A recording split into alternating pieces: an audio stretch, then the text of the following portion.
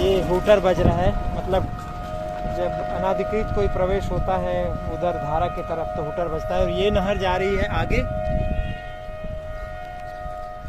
तो दोस्तों ये ओंकारेश्वर परियोजना है ये, और हम यहाँ से आगे जा रहे हैं हमारे सफ़र को आगे बढ़ाते हुए। भावना जी पकड़िएगा। ये इंदिरा सागर बांध आपने पहले देखा, और अब ये ओंकारेश्वर बांध है और यहाँ से नहर निकल रही है। रिन्यूएबल एनर्जी का दौर। देखो नहर कितना गहरा पानी है भावना। बहुत सुंदर है। और नदी में पानी नहीं है लेकिन कम है ना। हाँ, क्योंकि डैम में टाइम टाइप पे छोड़ते हैं ना। हाँ। तो अभी ग्लोबल इन्वेस्टर मीट हुआ था फरवरी में भोपाल में, प्रधानमंत्री आए थे। प्रधानमंत्री ने नारा दिया था 3T का, टूरिज्म, टेक्सटाइल एंड टेक्नोलॉजी, लेकिन फोकस था साथ में पावर के लिए रिन्यूएबल एनर्जी का उपयोग। रिन्यूएबल एनर्जी मतलब नवीन और नवकरणीय ऊर्जा। और इस ओंकारेश्वर बांध में भावना धूप तो बहुत तेज हो गई है। 520 मेगावाट तो पानी से बिजली पैदा होती है टरबाइन के जरिए। लेकिन एक नया प्रयोग हुआ है देश में पहली बार कि जो ये टैंक है वाटर जहाँ पर है, ये बांध क्षेत्र में जहाँ पानी भरा हुआ है वहाँ सोलर पैनल लगाए गए हैं और सोलर पावर वहाँ से पैदा किया जा रहा है। तो पानी से रिन्यूएबल एनर्जी मतलब ये है कि अपने प्राकृतिक संसाधनों से ऊर्जा पैदा करना, लेकिन इन संसाधनों का दोहन हो, उपभोग हो, लेकिन शोषण ना हो। यही इस चीज का ध्यान रखा जाना चाहिए, क्योंकि आज धीरे धीरे सभी आय के साधन घटते जा रहे हैं। प्लांट, औद्योगिकरण, लेकिन अब सारा जोर जो है टूरिज्म पे है, प्राकृतिक साधनों पे, हमारी विरासत पे है।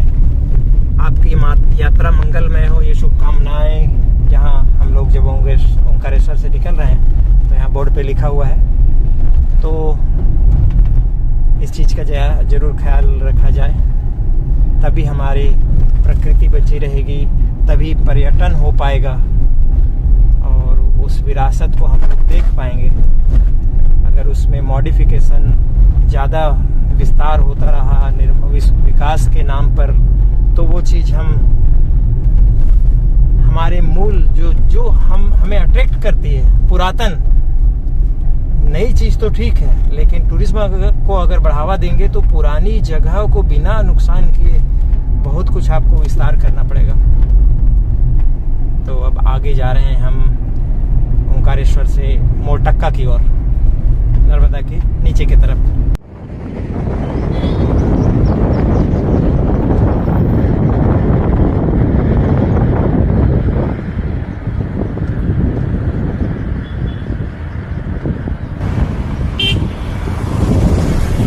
आज हम नए रास्ते से इंदौर का रास्ता बता रहे हैं आपको। तो रहस्य है कि हम लोग कहाँ जा रहे हैं। तो नर्मदा यात्रा पे निकले थे। तो दोस्तों यहाँ से इंदौर कुछ ही दूरी पे है और नर्मदा पार करने का एक नया रास्ता आपको दिखा रहे हैं।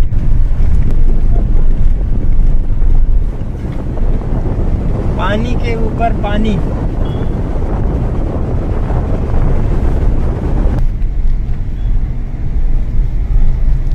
आज मैं आगे, जमाना है पीछे, आज मैं ऊपर, जमाना है नीचे। और मैं हूँ नदी के ऊपर, ऊपर आसमां, बीच में सड़क, इसके नीचे पानी, उसके नीचे हवा और उसके नीचे नर्मदा नदी। मैं बहुत दिन से सोचता था कि इस रोड को कभी पार करूंगा, लेकिन आज क्योंकि हम लोग नर्मदा भ्रमण पे हैं। नमस्कार दोस्तों, एक बार फिर आपका इस वीडियो में स्वागत है। हम लोग ओंकारेश्वर से निकले बांध से।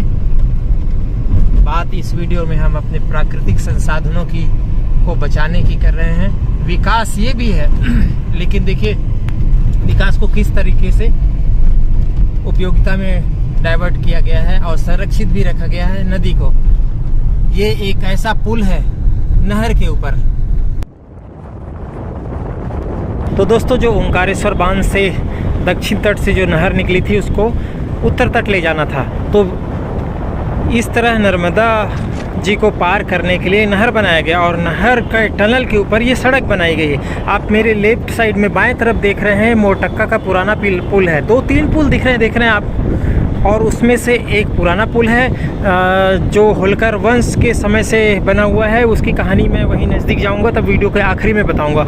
और जो पुल एक टूटा हुआ पिलर सा दिख रहा है वो रेलवे का पुराना पुल था, जो अभी क्योंकि कन्वर्जन चल रहा है मीटर गेज से ब्रॉड गेज पे, इसलिए वो पुल टूट रहा है। उसके आगे एक और पुल बन रहा है, वो पुल ऐतिहासिक बनने वाला है दोस्तों। तो महाकाल और ओंकारेश्वर जी के टूरिस्ट सर्किट को जोड़ने के लिए वो सड़क जिसको बोलते हैं इंदौर इच्छापुर हाईवे, उस पर बन रहा है नर्मदा नदी पर। देश में पहली बार ऐसा प्रयोग कर रहा है नेशनल हाईवे। ब्रिज के दोनों ओर भव्य द्वार होंगे जिन पर एक ओर माँ नर्मदा और दूसरी ओर माँ अहिल्या की प्रतिमा रहेगी। 1.5 किलोमीटर लंबे ब्रिज के बीच में भगवान गणेश, माँ सरस्वती, गंगा मैया सहित कई प्रतिमाएं भी बनाई जाएंगी। प्लेटफॉर्म से श्रद्धालु पूजन अर्चन भी कर सकेंगे। इस ब्रिज की शुरुआत भव्य द्वार से होगी। इसके बाद एक गुफानुमा आकर्षक स्ट्रक्चर होगा, इसे आध्यात्मिक टनल नाम दिया जाएगा। इसकी डिज़ाइन भी पूरी तरह धार्मिक रहेगी। इस पर भगवान शिव, भगवान गणेश और मां नर्मदा के मंत्र गूंजते रहेंगे और मगरमच्छ का आकार भी दिया जाएगा। पौराणिक कथाओं को भी यहाँ उकेरा जाएगा। शाम को ध्वनि व प्रकाश के माध्यम से मंत्रोच्चार भी होगा। देवी देवताओं और महापुरुषों की मूर्तियाँ भी लगेंगी। इस तरह से हमारे विकास का एक धार्मिक स्वरूप होगा जो वाकई काबिले तारीफ है। और ये देखिए पार हो गए फिर से नहर। थोड़ा सा रोड कच्चा है अप्रोच तक।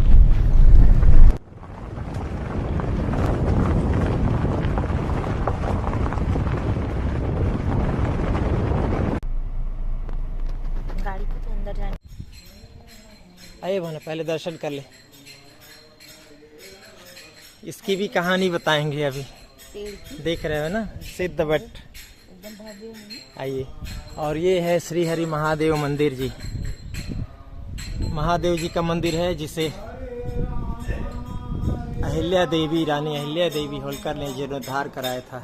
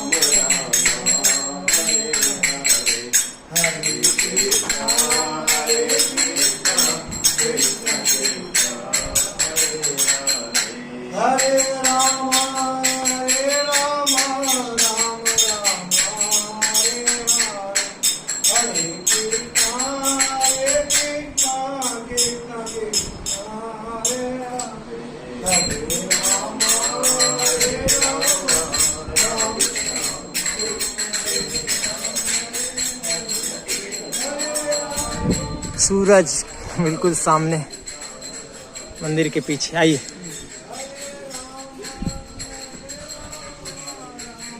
और ये दोस्तों आप लोगों को खास चीज दिखाऊं इस वीडियो में। आइए, आपको भी नहीं पता। आइए। चप्पल पहन के नहीं जाना। ये बताइए इतना पुराना झाड़ बरगद का पेड़ देखा था आपने? नहीं, शायद ही देखा है। और ये है भावना। देखो इनकी जड़ों से लग रहा है ना कि कितना साल पुराना होगा। 100-200 साल पुराना तो होगा ही लग रहा है। अच्छा, उससे ज्यादा? उससे ज्यादा, बल्कि 1000 तक का तो रिकॉर्ड है। उससे भी पुराना हो सकता है। मतलब किसी को उम्र ही ज्ञात नहीं है इसकी, इसीलिए इसको कहा जाता है सिद्धवट। पुराना है इसलिए नहीं, सिद्धवट इसलिए कहा जाता है कि इस तरीके से जो जड़ें वृक्ष से लटकती है ना, तो 110 जड़ें आकर जमीन को छू लेती हैं। मतलब एक में इकट्ठे में नहीं, ऐसे ऐसे बंच 110, 110 तो उसको सिद्धवट कहा जाता है। और यहाँ तो 110 क्या, हजारों की हैं। संख्या में है, हजारों की संख्या में। जड़ खुद एक वृक्ष के तना की तरह बन गया है।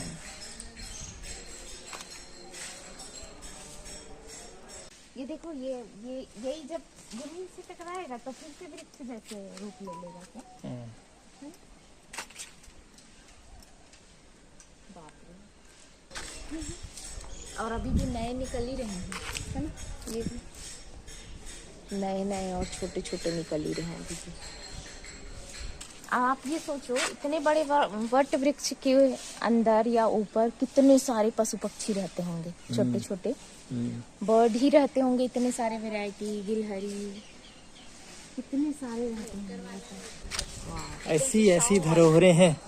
अब अगर विकास के नाम पे अब इसको काट दो तो कितना बड़ा नुकसान है हमारे नेचुरल सोर्स का, रिसोर्स का, और हमारे इतिहास का। इसमें इतिहास छुपा है, प्रकृति तो है ही, साक्षात ईश्वर बोलते हैं ना, किसी वृक्ष में निवास हो सकता है, तो ये सिद्धवट उदाहरण है उसका। सामने नर्मदा नदी है। दादा तो पत्ते ही साफ करते रह जाते होंगे, इतना बड़ा झाड़ है। ये है नर्मदा नदी का उत्तर तट। कहाँ खो गई भावना, कहाँ खो गई? ओह, अरे अरे, ये तो भूल भुलैया है। हाँ, भूल भुलैया ही है, एकदम अजीब, बहुत ही वो है ना, एकदम ही बड़ा है। ओंकारेश्वर कहाँ है बताइए अब? ओंकारेश्वर इधर। और हमें जाना किधर है? हमको जाना है इधर। हाँ, शिव जी का मंदिर है बीच में, देखो। हाँ, बरगद का पेड़।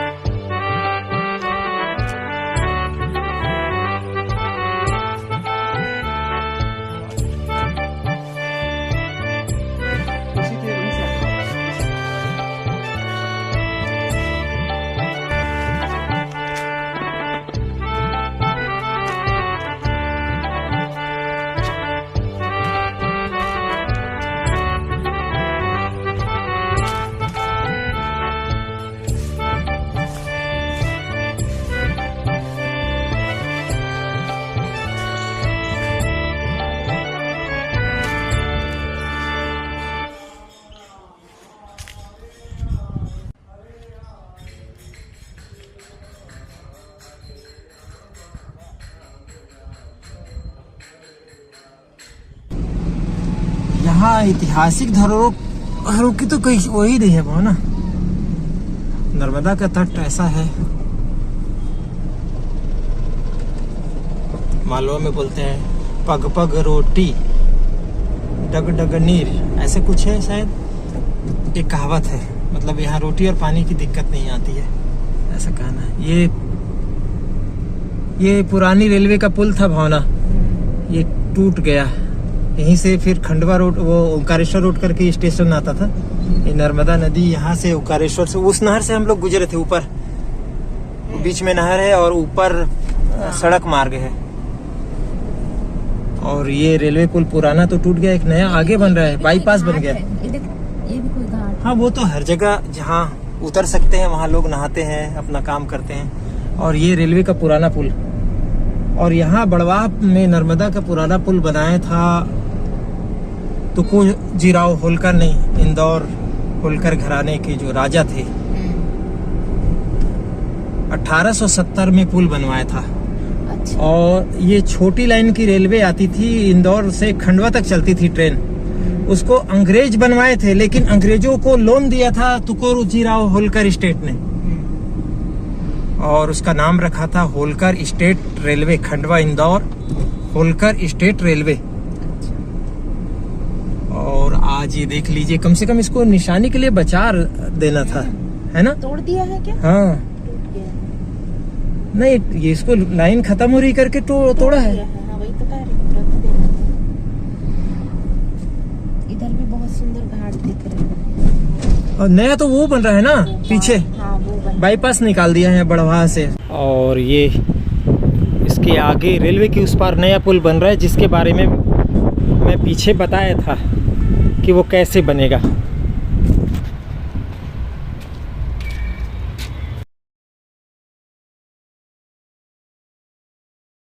पूरा पुल फिर आगे रेलवे स्टेशन बन रहा है ना नया, एक वीडियो में हमने दिखाया था। तो दोस्तों, ये वीडियो हमारी इसी बात पे थी कि आप वर्तमान में विकास तो करिए, लेकिन पुरातन को नेस्ताभूत मत करिए।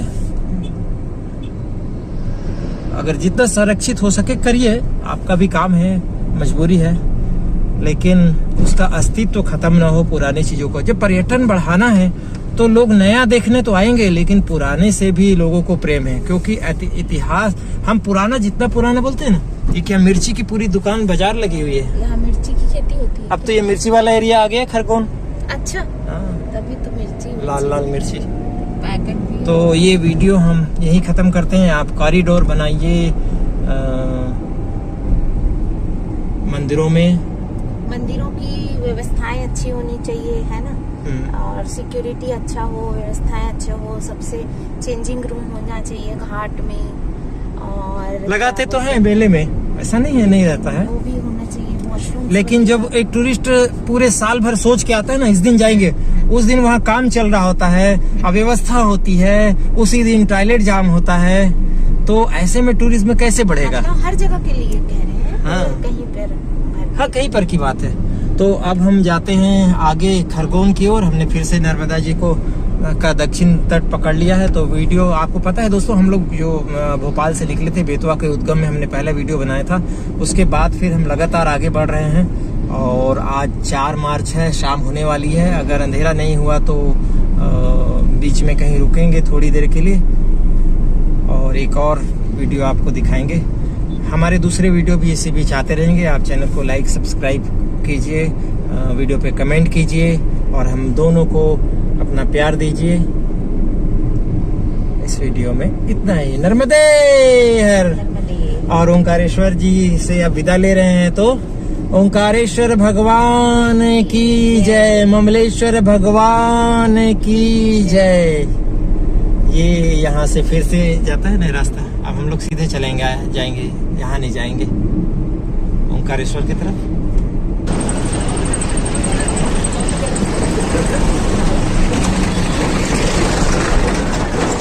लेफ्ट, हम सीधे जाएंगे।